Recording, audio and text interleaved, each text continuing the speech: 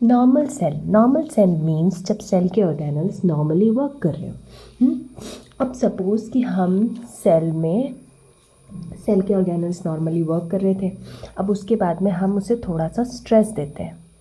Stress का मतलब क्या कि या तो टेम्परेचर बढ़ गया हो, या टेम्परेचर कम हो गया हो, या फिर एनवायरनमेंट में कोई चेंजेस आए हों, तो सेल में डायरेक्ट इंजरी नहीं होती।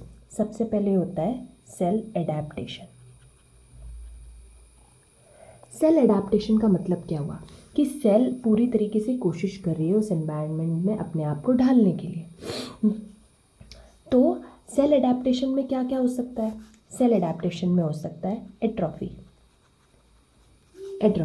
एट्रोफी का मतलब हुआ कि सेल का साइज कम हो जाएगा, यानी उसके अंदर के जो ऑर्गेनल्स हैं उसका साइज कम हो जाएगा। दूसरा हाइपरट्रॉफी, यानी सेल अपना साइज बढ़ा लेगी, सेल का साइज इंक्रीज हो जाएगा। फिर और क्या चेंजेस हो सकते हैं?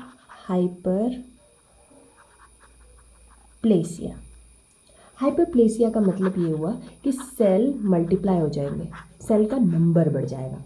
यहाँ पे क्या हो रहा था कि साइज़ कम हो रही थी, यहाँ पे हो रहा था कि साइज़ बढ़ रही थी, और यहाँ पर क्या होगा, अब साइज़ नहीं, अब सेल का नंबर बढ़ जाएगा। फिर और क्या हो सकता है? मेटाप्लेक्सिया। अब मेटाप्लेसिया का मतलब क्या हुआ कि एक टाइप की सेल दूसरी टाइप की सेल में चेंज हो जाएगी। जैसे अगर कोई स्क्वैमस सेल है तो वो कॉलमनार में चेंज हो जाएगी। ये हो गया मेटाप्लेक्सिया। अब लास्ट होता है जो फाइनल, वो है डिस्प्लेसिया। ये मेटाप्लेसिया के बाद ही होती है, और इसे हम प्री मैलिग्नेंट स्टेट भी कह सकते हैं, यानी ये कैंसर होने से पहले वाली स्टेज होती है, जहाँ पे सेल में ऐसे चेंजेस आ रहे होते हैं जो कि स्पेसिफिक नहीं है। हमारी बॉडी का हर ऑर्गन एक स्पेसिफिक वे में काम करता है। यहाँ हर ऑर्गेनल्स का साइज, शेप सब पहले से ही फिक्स्ड है, तो उसमें अगर कोई अल्टरेशन या चेंजेस आया, यानी सेल लेवल पे अगर वो चेंजेस आए, तो उसको डिस्प्लेसिया बोलेंगे। ठीक है। अब सपोज कि सेल एडाप्टेशन हुई और उसके बाद में हमने स्ट्रेस को हटा दिया। क्या किया? जो एनवायरनमेंट में चेंज था या फिर जो केमिकल जा रहा था बॉडी में जिसकी वजह से ये सेल्स में चेंजेस हो रहे थे, वो स्ट्रेस को हमने रिमूव कर दिया। अब स्ट्रेस रिमूव हो गया है तो क्या होगा कि सेल को अडेप्ट होने की जो वजह थी वही ख़त्म हो गई। तो अब क्या होगा?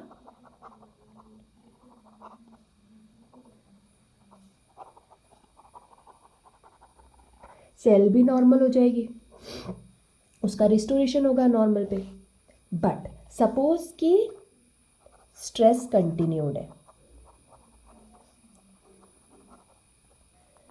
स्ट्रेस कंटिन्यू है और वो माइल्ड है पर कंसिस्टेंट है।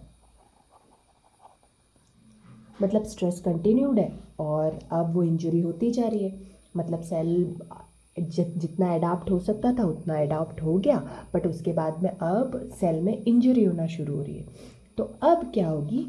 Cell injury.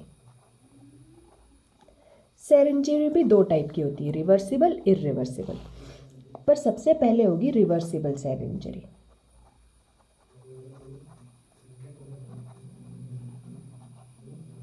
अब रिवर्सिबल सेल इंजरी होती क्या है?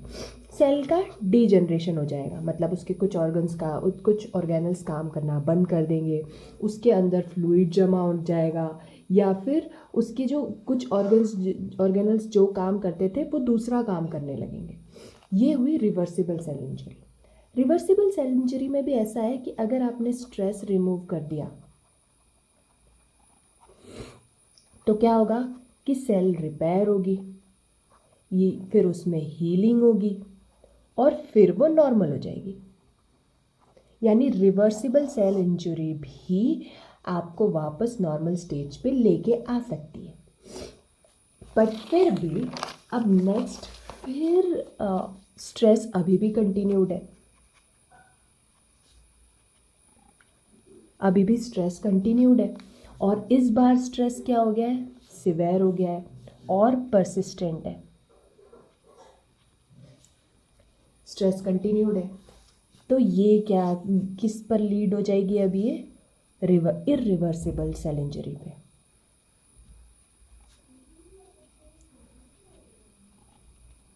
इरिवर्सिबल सेल इंजरी की कोई सॉल्यूशन नहीं है, ये डायरेक्टली किस पे लीड करेगा, सेल डेथ की तरफ।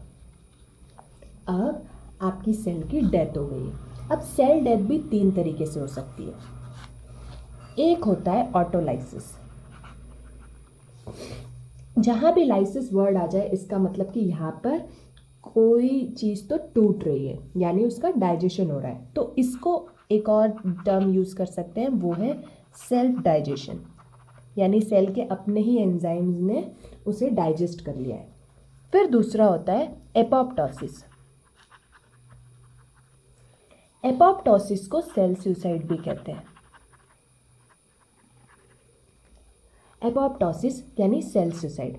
सुसाइड वर्ड से ही पता चलता है कि आप जब भी सुसाइड के बारे में अगर कोई सोचे तो इसका मतलब उसने अच्छी तरीके से प्लानिंग की होती है कि हाँ मैं ऐसे ऐसे स्टेप्स फॉलो करूँगा और इससे मेरी डेथ हो जाएगी। एग्जैक्टली सेल भी यही करती है। सेल के ऑर्गेनल्स और आसपास की जो हमारी इम्यून सिस्टम की टीम है, ये सब मिलके प्रोग्राम्ड डेथ होती है सेल की, उसको बोलते हैं एपोप्टोसिस। अब अननेचुरल डेथ वो क्या होगा, नेक्रोसिस, यानी ना ही सेल ने सेल्फ डाइजेशन किया है और ना ही सेल सुसाइड हुई है। यहाँ पर जो उसको इंजरी हो रही थी उसकी वजह से सेल की डेथ हो गई है, तो उसको बोलेंगे नेक्रोसिस। अब अगर सेल्फ डाइजेशन या सेल सुसाइड हुआ है तो सेल को पता है कि जो डेड सेल्स हैं उनका क्या करना है। पर नेक्रोसिस क्या है ये, नेक्रोसिस यानी अब सेल की डेथ हो गई है जो अननेचुरल है। अब वहाँ पर बॉडी के जिस भी एरिया में नेक्रोसिस हुआ है तो वहाँ पे सेल्स, जो डेड सेल्स है वो इकट्ठी हो जाएंगी और वहीं पड़ी रहेंगी, क्योंकि ये अननेचुरल डेथ है। अब बॉडी को और सेल्स को पता ही नहीं कि इसका क्या करना है। तो नेक्रोसिस भी 5 टाइप्स के होते हैं। कौन से? एक होगा कोएगुलेटिव, जिसकी बेसिक वजह होती है इस्चीमिया, यानी ऑक्सीजन की कमी हो गई जिसकी वजह से सेल की डेथ हो गई। फिर होगा लिक्विफेक्टिव।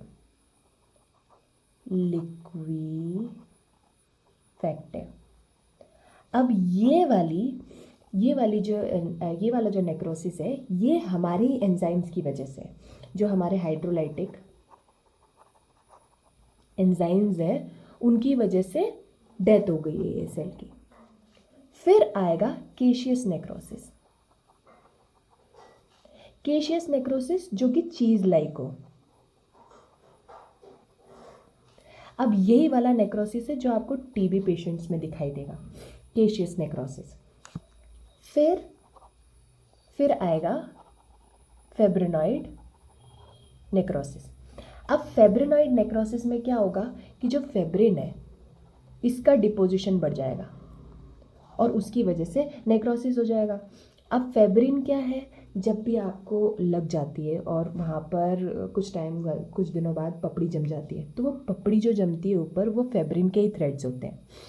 ओके, तो उसी फेब्रिन के ही ज़्यादा डिपोजिशन की वजह से जो सेल डेथ हुई है उसको बोल देंगे फेब्रॉइड नेक्रोसिस। और लास्ट आएगा फैट नेक्रोसिस। फैट नाम से ही पता चलता है कि फैटी टिश्यूज़ में होगा। अब नेक्रोसिस के बाद एक कंडीशन होती है। अब सपोज़ मैंने बताया कि यहाँ पर बहुत सारी सेल्स है जिनकी डेथ हो गई है और वो उस पार्ट में पड़े हुए हैं। अब उस पार्ट में पड़े रहने के बाद में जब कोई चीज़ किसी चीज़ की डेथ हो जाती है और आप उसे वहीं छोड़ दोगे तो क्या होगा, वो चीज़ सड़ जाएगी। तो उसे मेडिकली, जब कोई ग्रुप ऑफ सेल्स बॉडी में सड़ रहा है तो उसको आप मेडिकली क्या यूज़ करोगे, वर्ड गैंग्रीन, कि अब वहाँ पे गैंग्रीन हो गया है। गैंग्रीन भी 2 टाइप्स के हो जाएंगे, एक होगा वेट और एक होगा गैस गैंग्रीन। और गैंग्रीन ही है जो कि जो बहुत फेमस है, डायबिटिक फुट, वो एक्चुअली गैंग्रीन का ही एग्जाम्पल है। Okay, thanks for watching.